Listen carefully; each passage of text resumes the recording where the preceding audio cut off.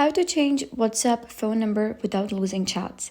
Hello guys and welcome back to the channel. In today's video, I'm going to give you a complete guide on how to switch your WhatsApp number while keeping all your chats and media on iOS or Android. So first of all, you gotta head over and open your WhatsApp application, and once you're redirected to the WhatsApp application, you gotta click on settings at the bottom right. Here, I'm using an iOS device. However, if you're using an Android device, you'll be able to see some horizontal lines at the top right. So once you click on that, you'll be redirected to your settings. So once you're in settings, you will be able to see something like this. So what you gotta do is simply click on account. There, you gotta click on change phone number. And now it says that use change phone number to migrate your account info, groups, and settings from your current phone number to a new phone number. And you can't undo this change. To proceed, confirm that your new phone number can receive SMS or calls and tap next to verify that number.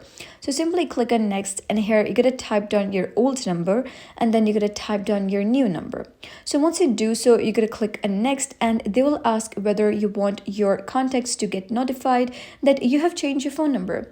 And if you want your contacts to be notified, so you're going to click on notify.